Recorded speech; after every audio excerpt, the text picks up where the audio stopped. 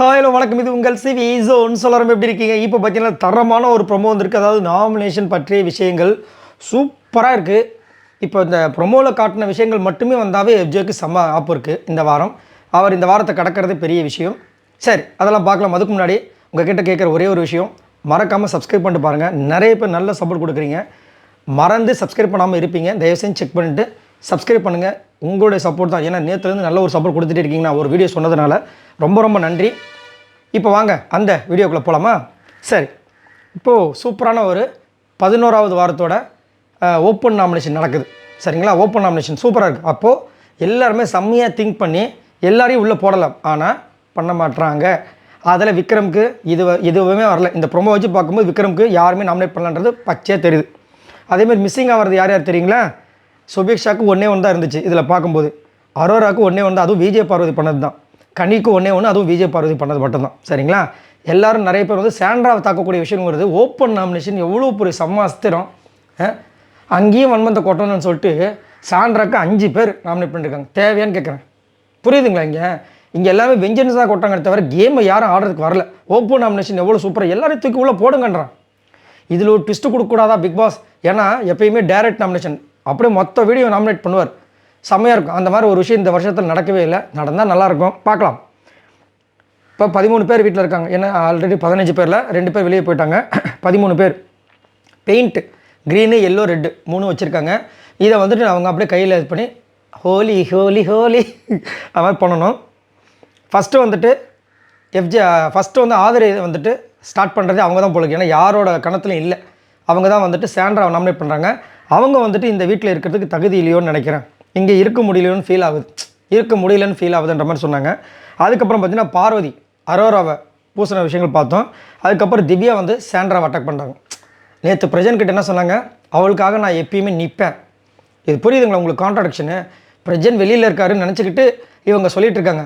ஏன் வெளியில் இந்த பிரச்சனையால் லைவை பார்க்க முடியாதா? இவங்க பேசுகிற விஷயங்களை கேட்க முடியாதா? ஏன் இந்த அளவுக்கு வந்து யோசிக்கிறாங்க? ஒன்றும் புரியல எனக்கு. நம்ம இப்போ தான் வந்து பிரஜனை நான் கிட்ட சொன்னோம். இப்போ கூட நான் விடமாட்டேண்ணா. நீங்கள் சொல்லியிருக்கீங்கண்ணா அவங்க கூட இருக்க சொல்லி. நான் இருப்பேண்ணா, எந்த சூழ்நிலையும் விடமாட்டேண்ணா, நிற்பேண்ணா அப்படின்னால சொன்னாங்க. வாங்கண்ணா வணக்கங்கண்ணா மாதிரி அண்ணான்னு சொல்லிட்டு கடைசியில் வந்துட்டு இப்போ வந்து நாமினேட் பண்ணுறாங்க. சூப்பரில். அடுத்தது அவங்க காண்டாக நிற்கிறாங்க. நீ பூசு அப்படின்னு.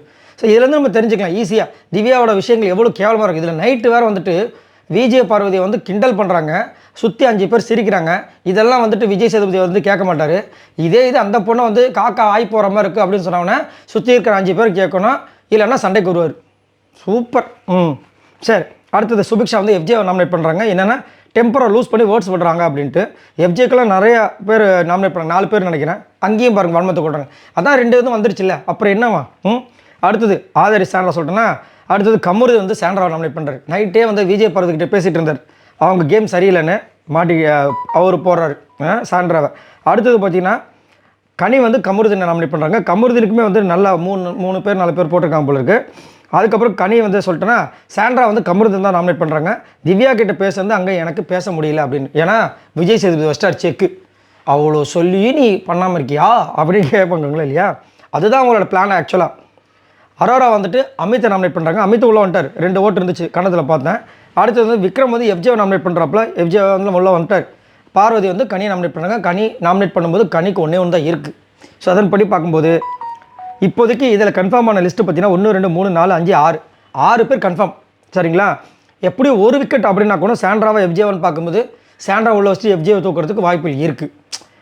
இல்லை எஃப்ஜே உள்ளே வச்சுட்டு சாண்ட்ரா தூக்கிறதுக்கு வாய்ப்பு இருக்குது. மற்றவங்க எல்லாருமே நல்ல ஓட்ஸ் வாங்கினவங்க. கம்பர் இருந்தாலும் சரி, அமித் இருந்தாலும் சரி, விஜய் பார்வதி, திவ்யா, அமித்து கூட போகிறதுக்கு வாய்ப்பு இருக்குது. இந்த மாதிரி நேரத்தில் அமித்தை கைட்டு விட்ருவாங்கன்னு தெரியல. ஏன்னா வச்சு செய்கிறாங்களே, அங்கே இருக்கிற சப்போர்ட் இங்கே இல்லையே. ஸோ யாருக்கு ஒரு ஓட்டு நான் ஆல்ரெடி சொன்ன மாதிரி சுபிக்ஷாக்கும் அரோராக்கும் கனிக்கும். இப்போது இந்த 3 பேரில் யாருக்காவது ஒரு ஓட்டு யாராவது கரெக்டாக திங்க் பண்ணி போட்டாங்கன்னா இவங்க 3 பேர் உள்ளாங்கன்னா சம மாதம் இருக்கும். இந்த 6 பேர்ன்றது 9 பேராக மாறும். ஆனால் என்ன பண்ணுறது தெரியலையே. எங்கே ஒன்றுமே வரமாட்டுது. கானாவனத்துக்குலாம் ஓட்டே இல்லை. நானும் யோசித்தேன் கானாவனத்தை போடுவாங்க போல இருக்குது அப்படின்னு. பார்த்தா யாருமே நாமினேட் பண்ணவே இல்லை. இன்னும் இந்த மாதிரி இருந்துச்சு. பரவாயில்ல, அவர் வந்தாலும் எப்படி ஓட்டு எக்கச்சக்கமாக தாறுமாறாக வந்துட்டு தான் இருக்குது. அவர் வந்து அந்த இடத்த எதுக்கு வேஸ்ட் பண்ணணும்? அவர் வீட்டுக்குள்ளே சேஃப்டியாகவே இருக்கட்டும். ஸோ இதை பற்றி உங்களோட கருத்துக்களை சொல்லுங்கள். யாரெல்லாம் உள்ளே வரணும்? இப்போ வந்து 9 பேர் கன்ஃபார்ம் ஆகிப்போச்சு. இன்னும் யாரெல்லாம் உள்ளே வந்தால் நல்லாயிருக்கும்? என்னை பொறுத்த வரைக்கும் அரோரா கண்டிப்பாக உள்ளே வரணும்.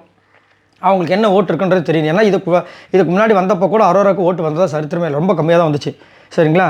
அப்போ தான் தெரியும் விஜய் டிவி என்ன நினைக்கிறாங்க, அரோராவுக்கு வந்துட்டு சேவ் பண்ண நினைக்கிறாங்களா, என்ன பண்ண நினைக்கிறாங்கன்ற விஷயங்கள். ஏன்னா சபருக்கு திடீர்னு வந்துச்சு பாருங்கள் ஓட்டு, அதுக்காக சொல்கிறேன். பார்க்கலாம், உங்களோட கருத்துக்களை சொல்லுங்கள். பாய் நண்பர்களே.